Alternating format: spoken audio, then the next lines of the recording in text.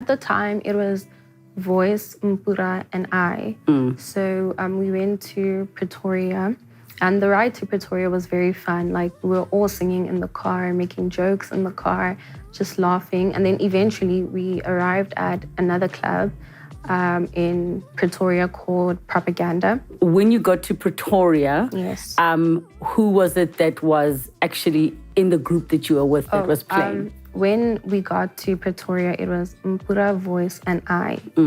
And then later on, the boys fetched me upstairs because they were downstairs performing, and I was upstairs sitting, just waiting for them to finish performing.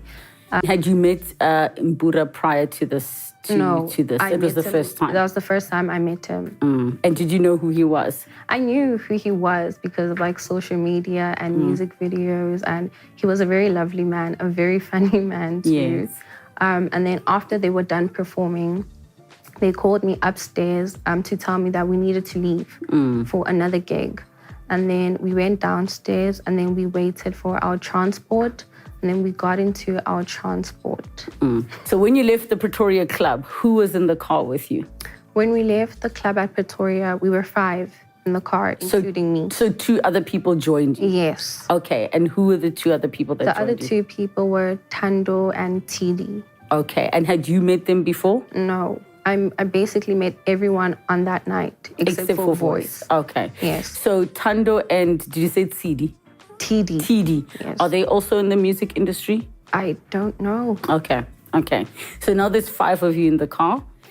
And what happens next on your way to Rustenburg? I remember we were like making jokes in the car, and we were singing along to the music that was playing in the car. Then eventually I told Voice that I'm tired and I want to sleep. Then he said I could sleep on his shoulder and he'll wake me up when we arrive to our next destination. Then I fell asleep. And who was driving the car at this point? I think it was Tando or Tidi, one of the 2. Okay, so you fall asleep. And from your memory, what do you remember next? I woke up in ICU.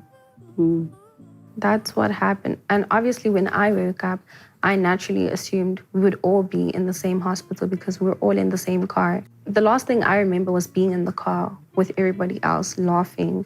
So how did I land in hospital?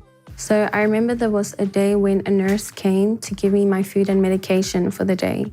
But the doctors quickly called her to check something. So she left, but because she left so quickly, she forgot her phone by my bedside table. I overlooked, and her phone was on the Google Explore page, and that's when I saw my name, Mpura's name, Killer's name, Tando's name, everybody's name. And I was confused because I didn't understand why we were on the internet, but I just told myself, relax. The boys will explain everything. They'll explain why you guys landed in hospital, what happened, so you guys could be in hospital. Just focus on healing, getting better, and the day you get discharged, the boys will explain everything. And Voice would put my heart at ease like he always did.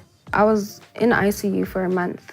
And within that time, like, no one had said anything to me at the beginning. And then I was just wondering, why am I in hospital? Where are the boys? Where's Voice? Then one day I remember I was watching TV. Then I saw someone on TV, and that person said Mpura was a funny man. And I was confused because I was like, what do you mean he was a funny man? He is a funny man. I met that man a few days ago, and that man is hilarious. But then I just let it go. And then a few minutes after that, someone stepped on stage, and then they said the Voice was a creative.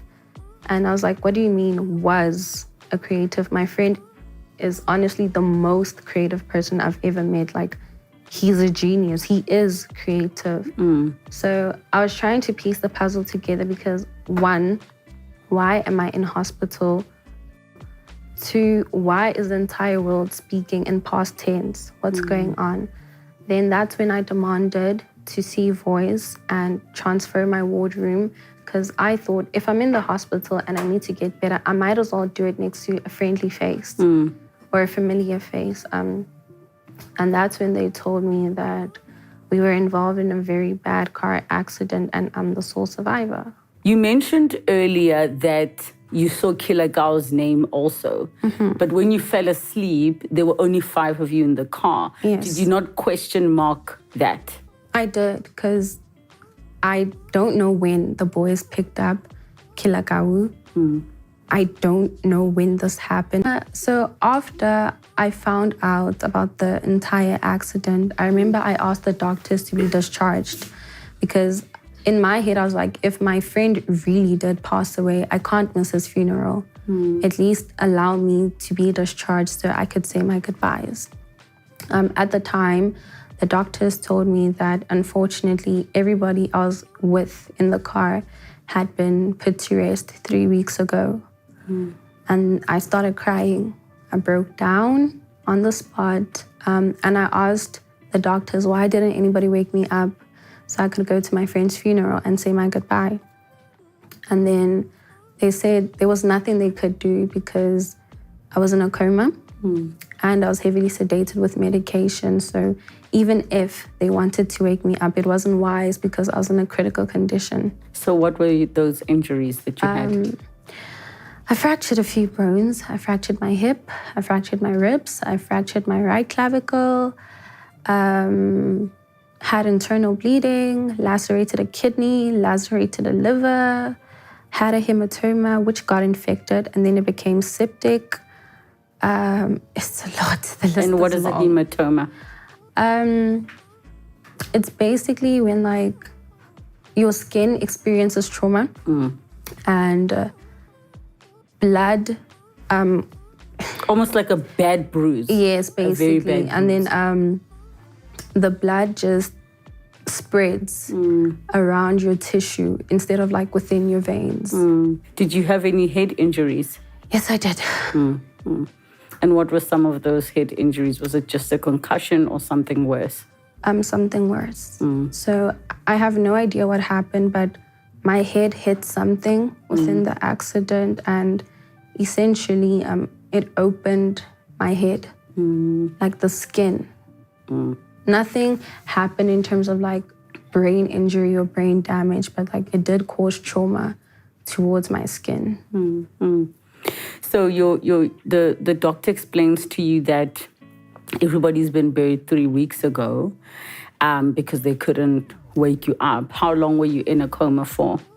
About a week. And then I think after that, it was just being heavily sedated with medication because I needed to rest. My body needed to rest in order for me to heal. I literally found out everything through social media, which broke my heart because I would never wish this upon anyone. But finding out that one of the closest people in your life died next to you, and you find out through social media, tabloids, it's the worst. People were trying to get a hold of me to find out what had happened about that night, and I don't have the answers because I don't know what happened. I was asleep. The last thing I remember is everyone laughing, smiling. Then I fell asleep and then I woke up in hospital. I don't know what happened.